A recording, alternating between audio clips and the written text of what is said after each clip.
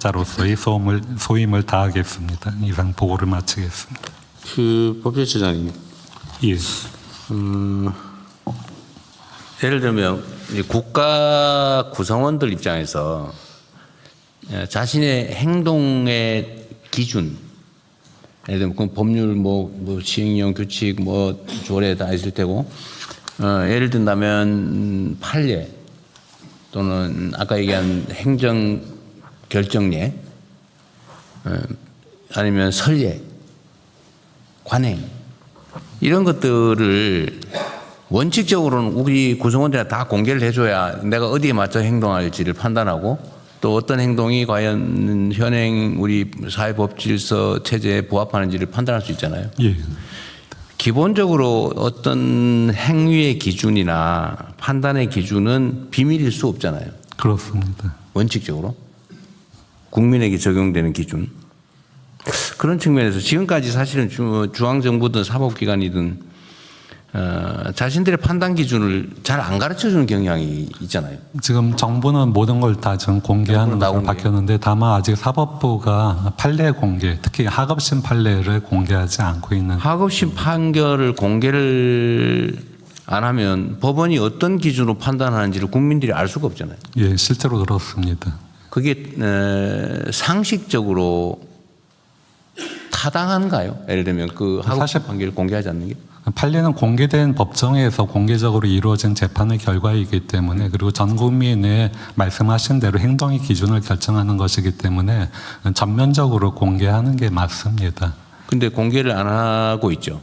아마 지금 부분적으로만 공개를 하고 있고, 공개를 하는 방식도 굉장히 어렵게 해서 사실상 접근이 좀 차단되는. 제가 변호사를 하면서도 그 접근이 잘 안 되던데. 예, 그렇습니다. 그래 막 부탁해가지고 구하고.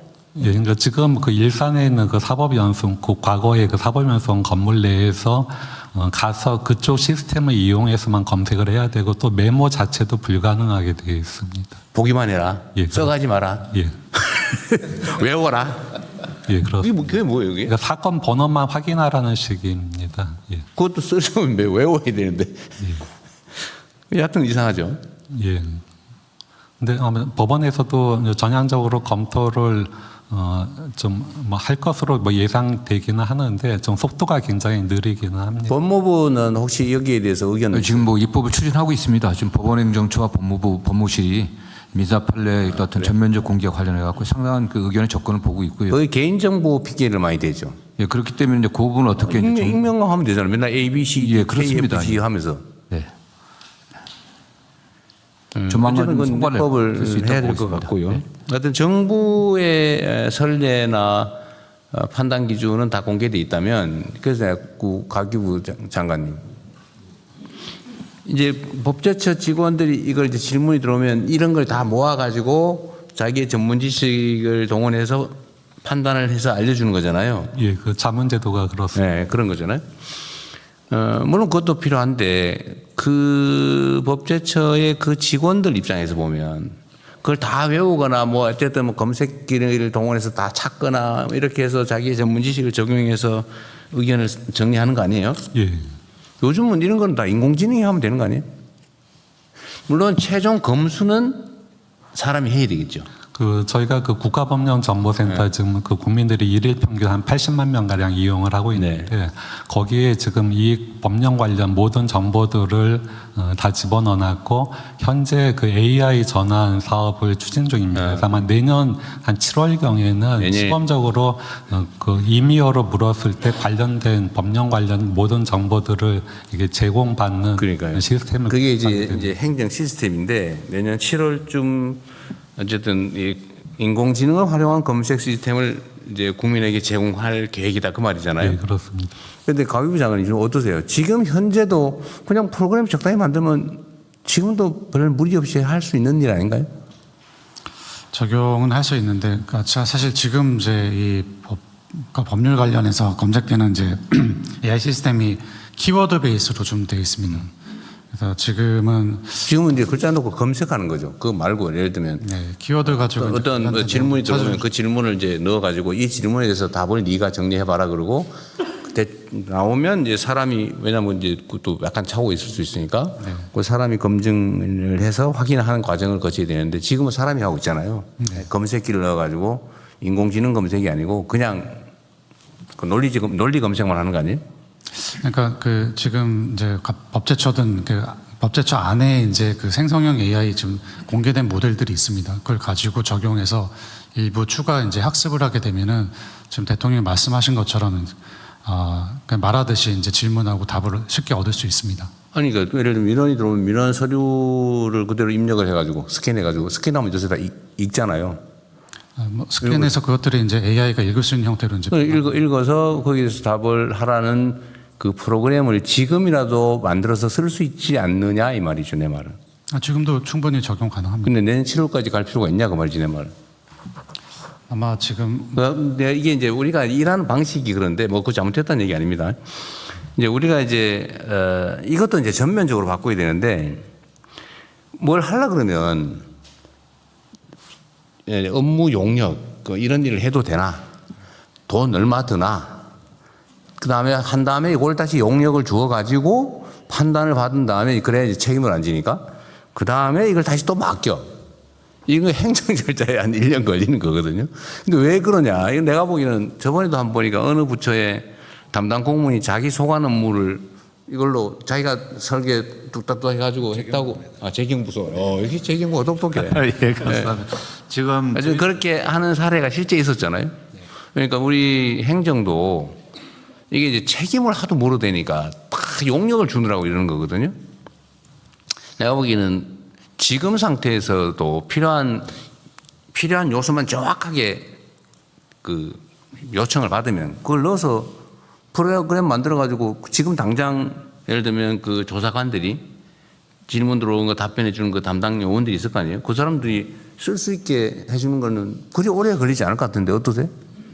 그 대통령이 말씀하신 것처럼 각 부처에서 지금 그런 일들을 데이터만 정확하게 기본 데이터만 너무 읽을 수 있게 어렵게 생각하는데 저희 가기정통부에서도 그 R&D 과제 예산 심의하는 것을 AI가 이제 심의하는 것을 도와주는 1차 심의를 에이전트를 저희가 만들었습니다. 근데 사실 그렇게 오랜 시간 걸리지 않고요.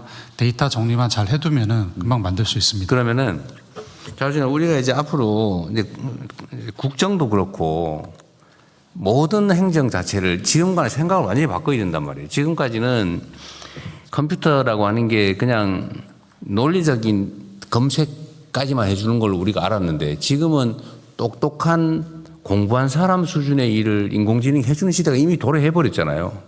활용을 못하고 있을 뿐이거든요. 그러니까 이게 공무원들이 국가공무원, 지방공무원에서 한 200만 명 되나요? 100만 명이랬나? 160만. 160만? 이 160만이 옛날 같은 방식으로 막 손으로 쓰고 컴퓨터에 검색하고 그 막 손으로 타자 쳐서 입력하고 이런 것들을 이제는 벗어날 때가 됐다니까요. 국가 행정부터 효율화해야 될 거 아니냐 그 말이죠. 뭐 더군다나 이제 데이터가 워낙 많아져 가지고 사람 손과 눈으로 하기 어려운 시대가 왔잖아요.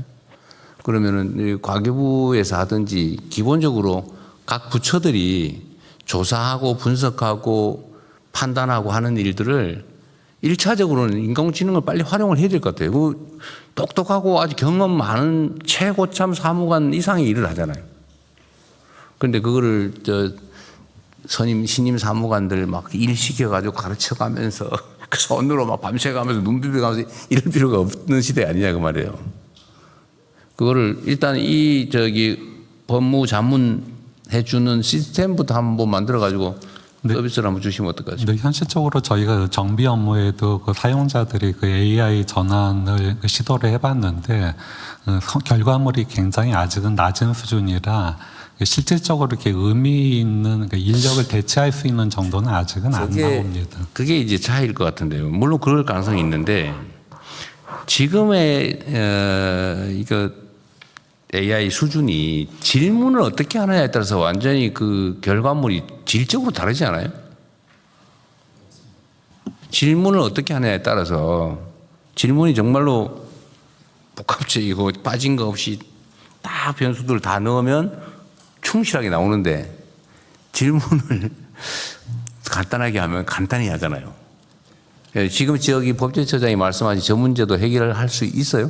지금 법제처장님 얘기하신 내용들은 사실 지금 AI가 좀 어느 정도 그 기본적인 지능을 갖추고 있고, 그러니까 거기에 이제 법제처의 데이터들을 잘 정비해서 넣어야 되는데 아마 그 데이터 그 정비 과정에서 좀 시간이나 좀 수준 차이가 좀 있을 수 있을 그러니까 것 같습니다. 데이터를 완결적으로 다 접근할 수 있게 해놨느냐가 첫째 문제일 거고, 네, 맞습니다. 두 번째는 그거를 어떻게 읽고 분석할지의 기준을 다 잘 설정을 해줘야 되는데 그게 약간 부족할 수도 있고, 이게 이 두 가지가 겹치면 약간 부실한 결과가 나오겠죠.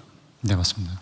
그래서 저는 그 법제처랑 저 같이 이제 좀 이런 어떤 데이터 정비 작업을 한번 해보시죠. 빨리 좀 일단 해서 요거부터. 지금은 이제 사실 예전에는 또 AI에 그 맞게 또 다 이렇게 이 데이터를 다 정비를 했었어야 되는데 이제 AI가 이제 알아서 그런 다 읽을 수 있습니다. 읽을 수 있는 형태로만 전환이 되면은 그 쉽게 학습을 시킬 수 있습니다. 그래서 그 논의를 좀 같이 같이 법제처랑 하십시오. 그것도 진행 중이긴 합니다. 문제가 있으면 변형도 좀 해야 될 거고요. 네, 데이터 처장입니다. 네.